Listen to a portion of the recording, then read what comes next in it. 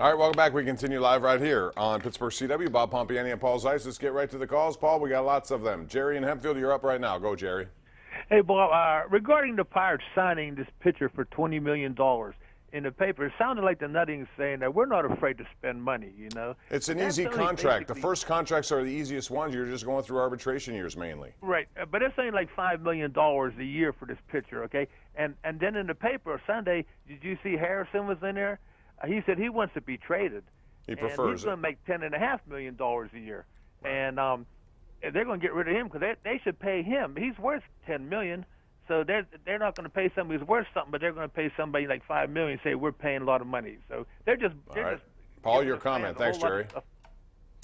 The Rivero deal is meaningless in a lot of ways. All it is they basically gave him he basically gave up 1 year of free agency and they gave him guaranteed money. If you look at what he would have made in arbitration, probably would have been pretty close to that. The only difference is now if he gets hurt or something like that, he still gets paid. It could turn out to be a Jose Tabata contract. Exactly. Or it could turn out to be and you know what? It could even turn out to be Josh Harrison, which now they've got $10.5 million they're giving to him. I don't know if he's worth that, but that's what he's going to make. And you know what? It's probably why they're not going to be able to trade him. He's worth it. If you look at what he's done, he's worth that kind. In this market, he is, but he gets hurt a lot. He's still worth it. He's gonna be back to his utility role probably when this year. When I say market, I'm talking about market value. Right, but what I'm saying is, if you look at what he is, he gets hurt a lot, number one.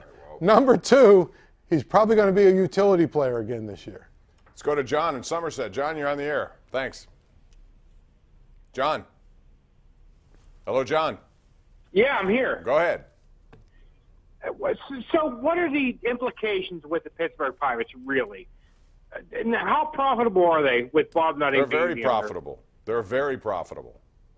They went from, when he bought the team, $274 million, I think, somewhere in that ballpark. It's now valued at $1.2 billion.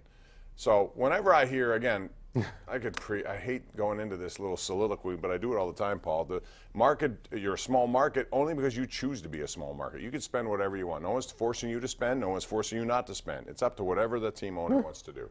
And I think that, you know, there are some constraints, and I think there are some realities, but they don't have to be as cheap as they are. No. They could spend more money than they do. And the real crime was after the 98 win season, that's when they chose to go back. And to me, you know, if you're, Neil Huntington, you're telling the world that, you're going to be competitive this year. You have Garrett Cole and you have Andrew McCutchen. Why not ride it out for one more year? Just go add one player, like a big bat, put a little money into a big bat, and all of a sudden this year you look like a team that might be able to contend. Matt in Munhall. Hey, Matt.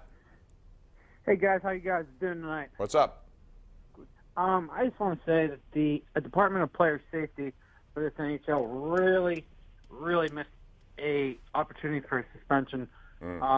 I just feel like if it was one of the Penguins hitting their guy like that, we would have been facing a suspension. But I just don't. No, I think they've been generally bad about how they enforce this kind of stuff, not just Penguin related. Thanks, Matt. Paul, it's fairly simple. I don't know what they look at. In their little explanation, they say, well, he put himself in a bad position. Well, regardless, it doesn't matter if you put yourself in a bad position. Bottom line is, a guy comes in there, cross-checks your face into the boards. That's not the bad position. Yeah, and I also think it's really clear they don't want to suspend their guys.